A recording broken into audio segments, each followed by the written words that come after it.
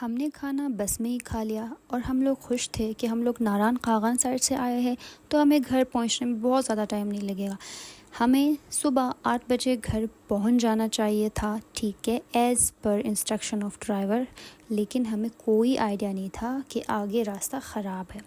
7 بجے I think میں سوئی تھی جب میں اٹھی اور میں نے پوچھا، انہوں نے کہا ہم لوگ چلاس وغیرہ سارا کچھ کراس کر چکے ہیں اور ہم لوگ جو ہے ابھی بس گلگت پہنچنے والے ہیں، 1 گھنٹے کے اندر ہم لوگ گلگت میں ہوں گے۔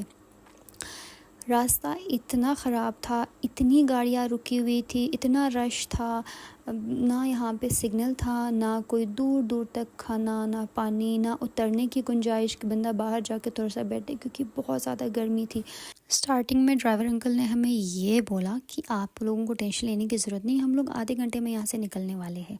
کب وہ آدھا گھنٹہ 4 گھنٹہ بنا ہمیں پتہ ہی نہیں چلا، کیونکہ اتنا رش تھا۔ اور ہمیں تب اندازہ ہوا جب ہم نے اپنے بس سے باہر ذرا نکل کے ہم نے دیکھنے کی کوشش کی، گاڑیوں کی اتنی کوئی لمبی قطار تھی جو ہم سے کوئی پتہ نہیں 4 گھنٹے پہلے سے وہاں پہ پھنسے ہوئے تھے۔ تو ہم سمجھ گئے کہ یہ اتنا کوئی آسان نہیں ہے کس کو نکالنا، ہم نے اب مزید ویٹ کرنا ہے۔ جہاں پہ ہم نے سوچا تھا ہم صبح 8 بجے گھر پہنچیں گے، وہاں پہ ہمیں گھر پہنچتے پہنچتے 3:30 بج گئے، صرف اس ایک بلاک کی وجہ سے۔ اور راستہ اتنا خراب تھا، اس تھوڑی سی جگہ پہ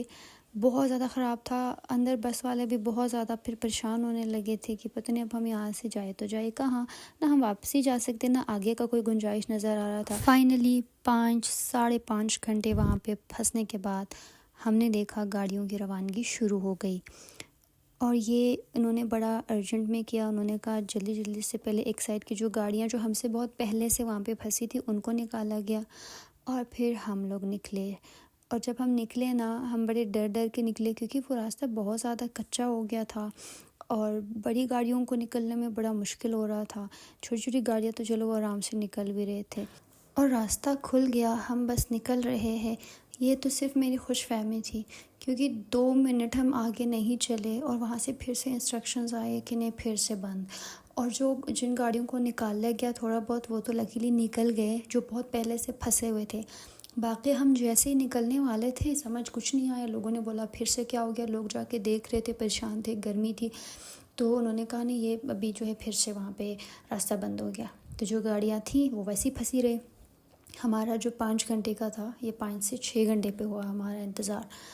اور سمجھ نہیں آ رہا تھا، کام تو ہو رہا تھا۔ ہم جیسے تھوڑے آگے جا رہے تھے پھر ہمیں روکا جا رہا تھا، پھر کچھ گاڑیوں کو جو ہماری بسیں تھیں وہ تو خیر واپس ریورس بھی نہیں ہو رہے تھے کیونکہ 1 سائڈڈ روڈ تھا۔ لیکن یہاں پہ میں جو پولیس والے تھے ان کو میں واقعی میں داد دوں گی، کیونکہ انہوں نے بہت زیادہ سپورٹ کیا، وہ شروع سے لے کے اینڈ تک وہاں پہ تھے، اور انہوں نے جو ہے بہت کوشش کی کہ گاڑیوں کو نکالنے میں، اور فائنلی ہم لوگ نکل گئے۔ وہ راستہ اتنا تنگ ہو گیا تھا، اور میں ویسے بھی مجھے ڈر لگ رہا تھا، اور میں بیٹھی بھی اس طرح تھی جہاں پہ ونڈو تھا اور جہاں پہ راستہ خراب ہو گیا تھا۔ بڑے ڈر کے سب لوگ نکلے، اور جو میں بولتی ہوں نا کہ آپ لوگ بولا کرے اپنے حق کے لیے، اسی لیے بولتی ہوں۔ کچھ لوگ آ کے نا کمنٹس میں اس طرح کی بکواست کرنے لگتے ہیں، مذاق کرنے لگتے ہیں، میمز بنانے لگتے ہیں۔ اللہ نہ کرے آپ لوگوں کا اپنا کوئی پیارا، آپ لوگوں کا کوئی رشتہ دار، کوئی دوست، بھائی بہن، کوئی فیملی ممبر اس سچویشن میں ہو جہاں پہ نہ پانی میسر ہو، نہ سگنل ہو، اور اللہ نہ کرے کوئی بڑا سے بڑا حادثہ ہو جائے، تب آپ لوگوں کی یہ مذاق، یہ میمز نہ آپ لوگوں کو سمجھ آئے گا کہ ہم نے کاش پہلے ٹائم پہ اپنے لیے کچھ بولا ہوتا۔ ساتھ میں کام تو ہو رہا تھا، کام آئی تھنک سلولی ہو رہا تھا کیونکہ مشینیں لگی ہوئی تھی، لیکن ہم نے جتنا انتظار کیا وہ بہت زیادہ لمبا تھا۔ اور پھر آگے ہم لوگوں نے میک شور کیا کہ آگے راستے بند تو نہیں ہے، تو انہوں نے کہا کیونکہ اب آپ لوگوں کو گلگت پہنچنے میں زیادہ سے زیادہ 1 گھنٹہ یا اس سے زیادہ لے تو تھوڑا سا اور ٹائم لگے گا، لیکن آپ لوگ پہنچو گے کیونکہ یہ راستہ اب یہاں سے بالکل صاف ہے۔ لیکن جس راستے سے ہم گزر کے آئے، مجھے نہیں پتا ہماری جو گاڑیاں تھیں وہ جب نکلی اس کے بعد پھر سے بند ہوئی نہیں ہوئی ہمیں نہیں پتا، لیکن وہ بڑا کچا تھا، اور وہ بول رہے تھے کہ مزید یہاں سے لینڈ سلائڈنگز کے خطرے ہیں۔ اور جو بھی ہمارے نوجوان جن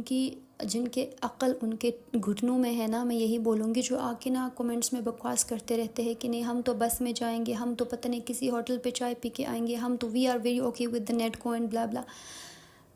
آپ لوگ اوکے ہوں گے، لیکن جب ایسا سچویشن ہوگا نا، تب نہ آپ کا نیٹ کو کام آئے گا، نہ آپ کا کوئی اور سروس کام آئے گا۔ جب آپ روڈ پہ جا رہے ہو، روڈ ہی خراب ہے، آگے سے بڑے خطرات آپ کو نظر آ رہے ہیں، تو پھر آپ کا یہ جو مذاق مستی ہے نا، تب آپ کو فیل ہوگا کہ یار ہم لوگوں کو نا کچھ کرنا چاہیے تھا۔ اور ہم اپنے سوشل میڈیا، جتنے بھی ہم لوگ سوشل میڈیا یوز کرتے ہیں، پہلے جو ہمارے باپ دادا تھے، ان کے پاس یہ اپرچونیٹی نہیں تھی کہ وہ بولے، وہ کس کو بولے، کیا کرنا ہے، ان کو کچھ نہیں پتہ تھا۔ بٹ ہمیں ہر چیز کا پتہ ہے، ہم نے کہاں پہ جا کے بات کرنا ہے، ہم نے کیسے بات کرنا ہے، ہم نے اصل مسئلے کو کیسے اٹھانا ہے۔ اور اگر ہمیں سب کچھ پتہ ہو کے بھی ہم نہ کریں، تو جو مویشی خانے میں گائے بکری ہے، ان میں اور ہم میں کیا فرق۔ خیر ہم لوگ تو نکل گئے، اور میں دعا کرتی ہوں کہ یہ والے جو سچویشن ہے یہ کسی کے ساتھ نہ ہو، اسپیشلی جو بزرگ اور جو بچے ہوتے ہیں۔ تو ہم لوگ پہنچ گئے تھے گلگت 3 بجے، ہم گئے گھر، میرا چھوٹا سا ولاگ ہوا اینڈ، اپنا بہت سارا